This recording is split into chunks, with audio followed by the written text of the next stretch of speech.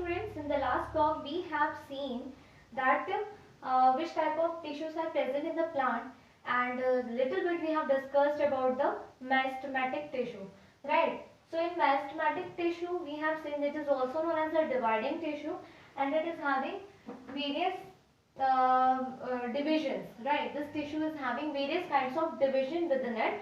So, and this type of tissues are found in various places, as we have seen in the first part of this. So now I will explain you once again with the same with few points. Okay. So we are dealing with the meristematic tissues, and we are knowing that it is also known as a dividing tissue, right? So this one you know very well, that is known as the which tissue? The tissue which is present in the upper tip and the lower tip of the root, that means the apex of the shoot and the apex of the root, what it is known as? Yes, it is known as the apical meristematic tissue, right? So we are discussing about first the apical one. The last time also with the diagram I have made you explain that this is the plant tip and this is the growing region of the plant, right? So here the cells, whatever cells will be present, that will be divided and will elongate to increase the height of the plant. Okay, increase the height of the shoot. And on the contrary, it is also responsible in increasing the height of the root. Okay, but just it as a diagram, you can see in the NCERT also like this, and in the previous block I have made a rough diagram of the plant also, you remember. Okay, so let us see few points. Here we can see the height is increasing. So who is responsible for increasing the height? Of course the apical meristematic tissue. Okay, so here what it will be done, the cells which are present in this region will divide continuously and will elongate so that the height can be increased. Okay, so we can see here apical, the first point, it is present in the growing tip of root and shoot. Okay, it is present in the growing tip of root as well as in the shoot. In vertical way, it is enabling the growth. Okay. Next one, we could see the leaves and twigs. You would have noticed that these leaves and twigs are appearing from a particular point. It is not appearing anywhere, but a point, alternative points are there from where these leaves and twigs are appearing. So those particular points are known as nodes. The place or the point from where the nodes and twigs are appearing, leaves and twigs are appearing, that is known as the nodes.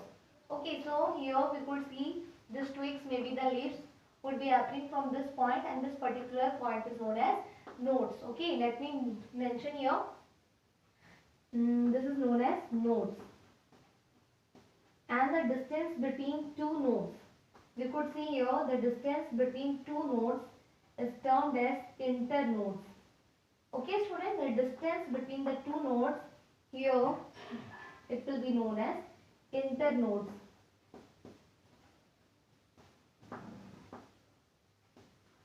Okay, so here for the intercalary, this is a type of tissue which is found in the nodes and internodes, we could say. Okay, because they are responsible for the appearance of leaves.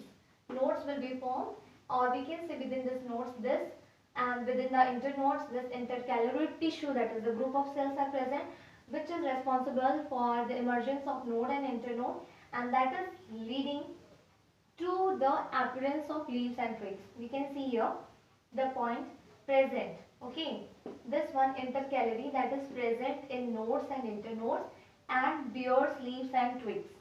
Is that clear? Okay, next one we could see when a plant is growing. Suppose we are sowing a plant of mango. Okay, slowly we will see that it is growing. It will grow up to a length, and at that time you would have noticed that the stem is very tendril, that is very soft and very green in color when in the beginning of the growth. During the beginning of the growth it will be very thin and very small and very soft also when in green color. But as their age is increasing, as the growth is taking place year after year, what will happen? There will be increase in the stem. Pehले it was thin and later on it will become thick. Okay, that means the width is also increasing, and for the plant we are using the term that is the girth for the term width. Okay, so here also we could see horizontal growth is here, and this is the girth of the plant. Okay, increasing in width, that is the girth of the plant. So who is responsible? Lateral meristematic tissue. This lateral meristematic tissues are present in the stem, we could say, and the bottom part, and it is responsible for increasing the width or increasing the girth. Usually we should say increasing the girth of the plant. Okay, so point is here, lateral meristematic tissue is present in the girth and increases its width, okay, and will increase its width. In this way, we have completed the meristematic tissue. In the next block, we will see the another type of tissue, that is the, yes, what is that? Permanent tissue. Okay.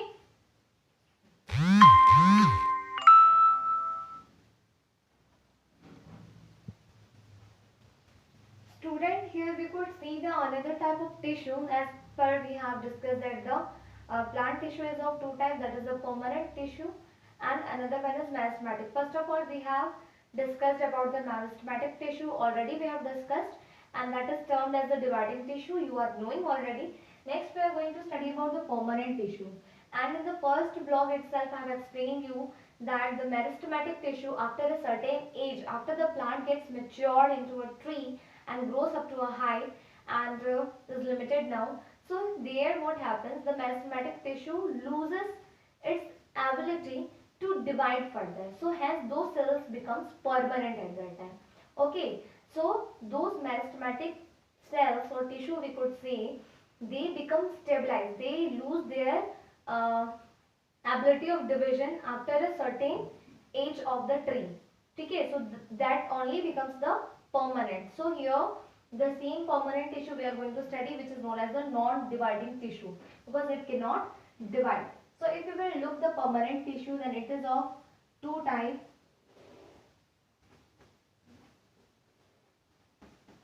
Simple permanent tissue is here. Simple permanent tissue, okay.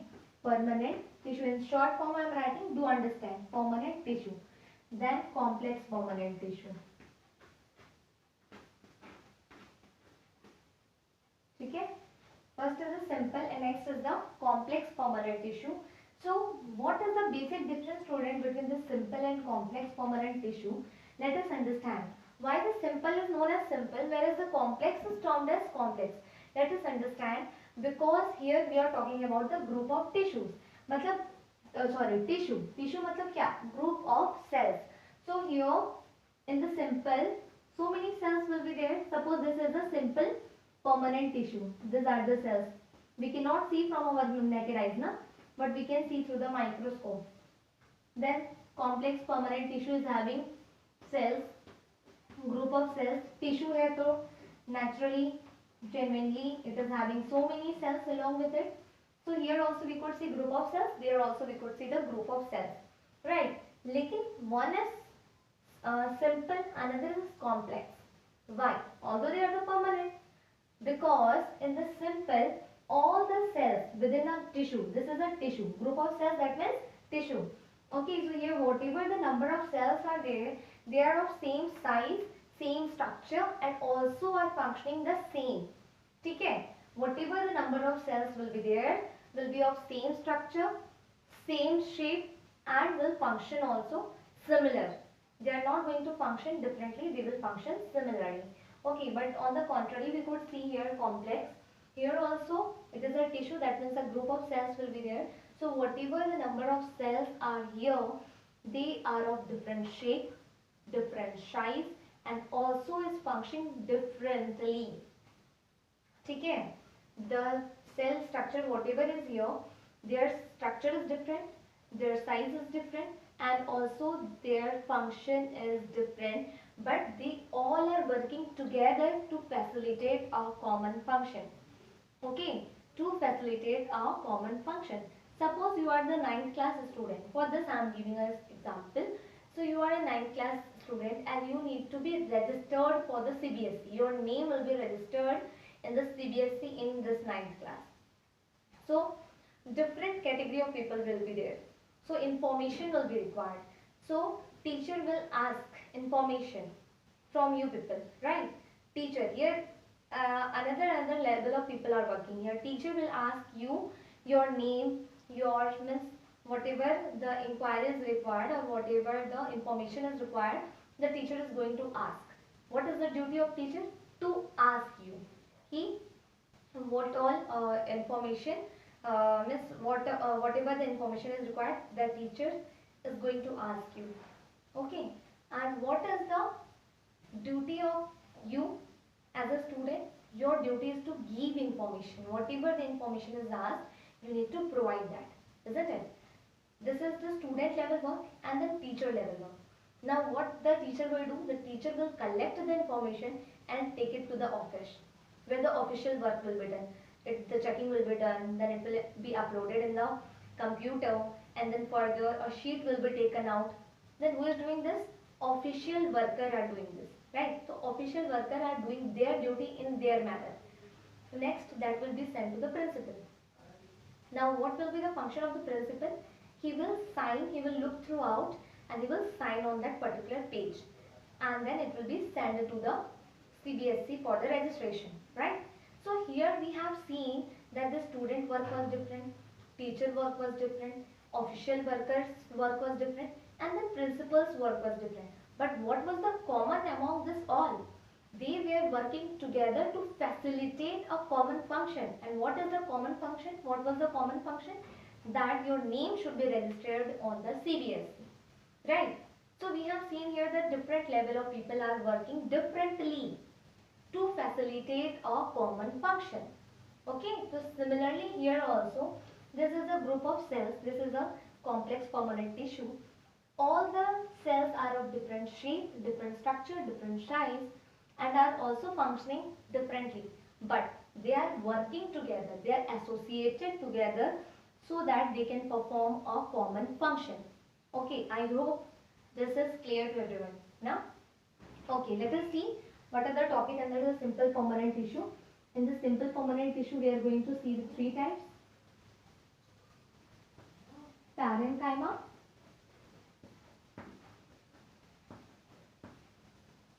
next is collenchyma,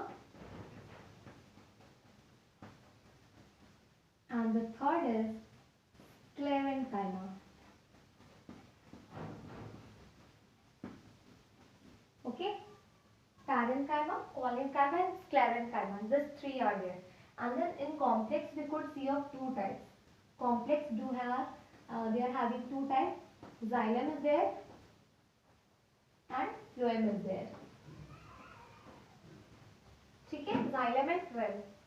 Xylem and phloem you would be knowing. Xylem for transportation of water, we would have studied earlier, and phloem for the transportation of food.